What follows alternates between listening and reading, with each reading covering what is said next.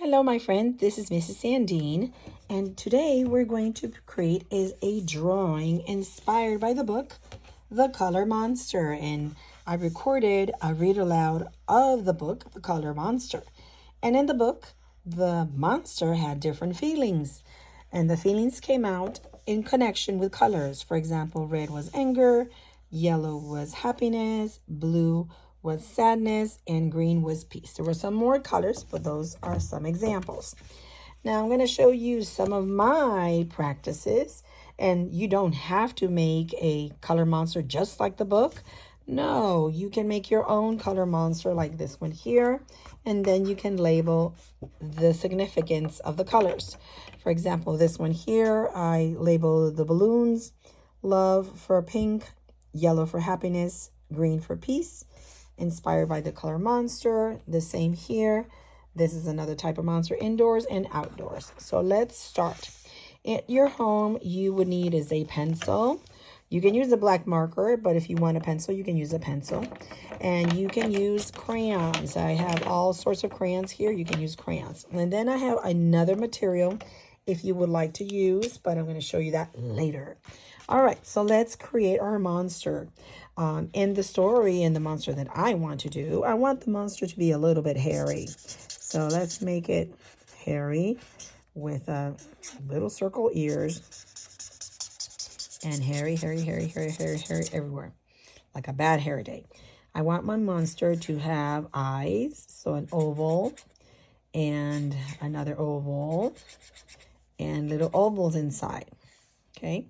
I do want my monster to have a nose. In the story, the monster did not have a nose, but I want mine to have a nose and the teeth sticking out. There is my monster. Okay, my monster is going to be a little hairy also and with big feet. In the story, the monster didn't have big feet, but I want mine to have big feet. Ooh. They look like dog toes. All right.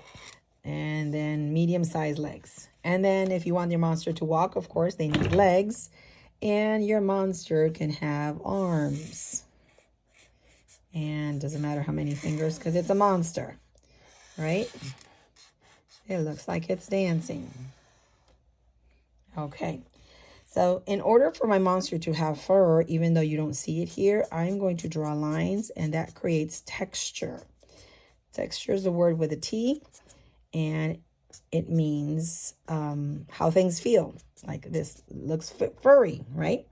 I'm going to put the ears here, the ears right there. Okay. So then I'm going to decide where my monster will be. My monster will be outside, like maybe in a park or something like that.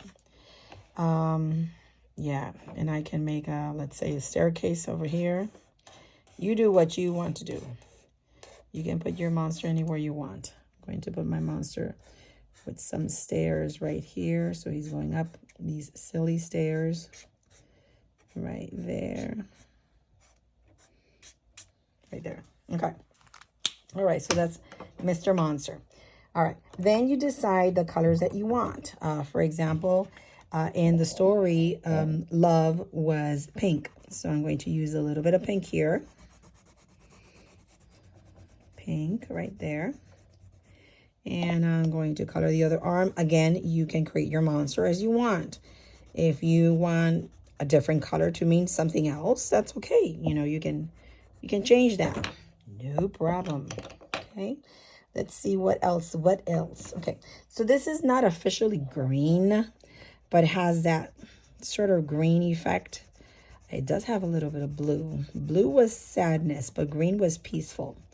So, like, let's say after the hurricane, you feel now peaceful that it's over, right? And then hopefully you're doing well. But there's some peace in it because the hurricane is over and we're looking forward to, you know, making things better, having things happen better for you, right? Okay, so now you can color the whole thing. So I'm going to show you a trick that I saw from a friend of mine, and they use is a Q-tip, or you can use like a cotton piece and baby oil. Just a little bit. Just a little bit. Don't use a lot because otherwise you're going to mess up your art. Okay, so just a little tip of the Q-tip. And what the oil does, the baby oil does, it smooths out the color. For example, you see that pink here? You see that little white part in the arm? So with the Q-tip, you're going to smooth it out. Wow. And it blends. Not perfectly, but pretty good. Pretty good for crayons, right? And you're going to blend. I'm going to use my other arm. You're going to blend that color in so it looks smoother. I think I blended out by mistake, but that's okay. So it looks smoother. So I'm going to use it for the green so you can see. I'm going to put a little bit of baby oil, a little bit. Don't do a lot. I'm telling you, don't do a lot. And if you don't have baby oil at home, don't worry. It's okay. You don't need to. I'm just showing you a trick that I learned. So, all right, so you have the baby oil and see what happens. I'm going to smooth it out so you see how the color travels and it smooths out. And again, don't use a lot of baby oil, not a lot, just enough, just enough. Oops, my camera is moving. See, it's smoothing out. Yeah. And then you can color your picture however you want. If you want him to feel happy, of course, you can use a little bit of yellow. If you want him to feel happy and loved by his family, you can mix the two colors together. Yeah. Let me show you. Like, let's say you have yellow there. I'm going to put a little pink on it. And since pink has a little bit of naturally red, right? It's mixed. You get sort of like a light orange. And with the Q-tip, with oil, you can smooth out the color. See, I'm going to smooth it out and smooth out the color. All right, so this is the one that we started working. You can finish it on your own. These are, again, some of my examples for you. Thanks for watching and keep creating. Adios.